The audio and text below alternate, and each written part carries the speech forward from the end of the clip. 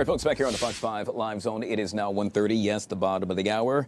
We are discussing the big story of the day. In this case, taking place over the pond. Prince Andrew arrested earlier today after weeks of revelations over his friendship in dealings with the late convicted sex offender and financier, Jeffrey Epstein. According to police, Andrew was arrested on suspicion of misconduct in public office. To be more specific, authorities believe he sent confidential trade reports to Epstein during his time as the UK's envoy for international trade. King Charles? Well, he expressed his deepest concern over the news and in essence stated, the law must take its course. Joining us now to discuss this and so much more is Jacquie Jordan, media and entertainment CEO and pop culture expert, back here on the Live Zone. Jacquie, always good to see you. Welcome back to the show. Great to see you too, Guy. How are you? Great to be here. But wow, this is some story, isn't it? We have to wonder if all the King's men will now fall as a result of the ex-Prince Andrew's arrest today, which happens to be on his 66th birthday for anybody out there who decodes this type of information. And we have to wonder, is this the one and only? Is this one just to make satisfy the masses? Because especially in the UK, they've been a lot more reactive, in my opinion, than the Americans. The Americans are like kind of stepping back, a little distracted with the Nancy Guthrie story right now, which is making major headways. But this obviously is really important, and everybody's wondering if there will be justice. And if that's the template that they're using for the ex-Prince Andrew, is that he did trade secrets while he was in position, then there are a lot of people that I'm going to imagine are going to be should be in deep trouble here in the United States for the same matter. What do you think, Guy? No, I'm with you on this, and I'm so glad you pointed that out, and that is how they are reacting with regard to the Epstein files in the UK versus what lawmakers are doing and or reacting right here in the good old US of A. It's really interesting, and not only that, but to your point, to arrest a former prince, which, by the way, according to our notes, this is the first time a British royal was arrested since 1671. And to think that it occurred on his birthday. They used to chop their heads off when they did things like this back in 1661.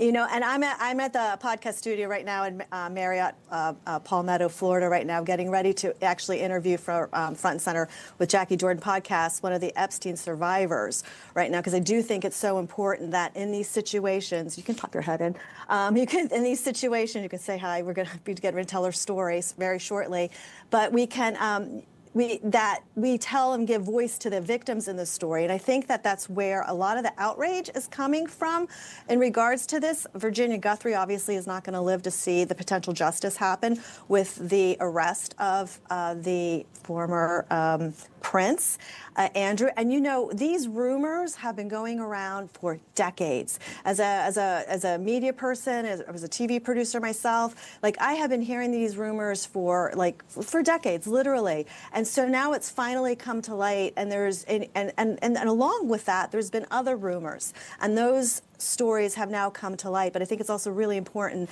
that we see that our law and order, which is what we were promised, gives voice and justice to the victims that we have seen through really these atrocities. I mean, I think that there's a collective trauma response to the Epstein files. I think it's way worse than any good person morally could imagine, and I think it's way worse than, you know, even the ex-Prince Andrew did by himself, ultimately. Yeah. So I really hope that it's just not one kingpin that goes down, that I hope that a lot of the others that are involved are also held responsible accordingly. Well, speaking of kingpin, let's make mention of the king yet again. In this case, King Charles, who stated the law must take its course. Interesting with regard to what he had to say. I think we can all agree that he and the rest of the royals definitely, and I mean definitely, want to distance themselves from the former prince. It's a PR crisis. I mean, you know, it's a PR crisis. It's a legal crisis, for sure. But they definitely want to distance themselves. And we saw this happen, I think it was about maybe 4 or 5, 6 months ago when he lost his residency and then he lost his title. So we've watched them systematically distance themselves. But, you know, it's the monarchy is such an interesting institution. And, you know, I think there's things that need to be changed anyway. They've been full of their secrets. There's the whole Princess Diana accident, unresolved murder, whatever, has never really laid to rest the way I think people really wanted it to. So there's a lot of even modern day secrets. There's past secrets, and I just think that this is kind of the tip of the iceberg. But again, we have to go back to protecting the victims. We have this victim stories. We got to protect the children. I mean, so these are the type of things that need to be put into place in this. And I think also people really resent the fact that we've been exploited by people in power, people with really great means and really great power. And instead of the opportunity to protect people that are less fortunate, we've seen the exploitation of so much, so much debauchery, to be quite honest. Yeah. That it's, and Prince Andrew was born into his position. He didn't earn it. The American way of doing things is that we earn our position. That's what our capitalism is about. In the UK, you're born into the royal family. You're born into the bloodlines. You're born into the inheritance of land, property, prestige, and money. So it's interesting that it hit there first before it hit here in the U.S. first, because, as Americans, we're pretty tough, Sure. And Yeah. when we want justice, we really tend to go after it. So it's really interesting that the UK is kicking up the storm first. Yet again, all of which will be discussed on your podcast, Front and Center, Yes. with Jacquie Jordan. Thank you. Real quick, I know you have one of the victims, as you stated, right beside you. And I'm curious, Jacquie, I mean, it seems as though every day we'll get a new headline surrounding Jeffrey Epstein. And I know, or I would assume, that a lot of the victims want to keep this front and center so that justice can be served. But dear God, it has to be tolling, knowing that you're a victim and every day there's something new surrounding this.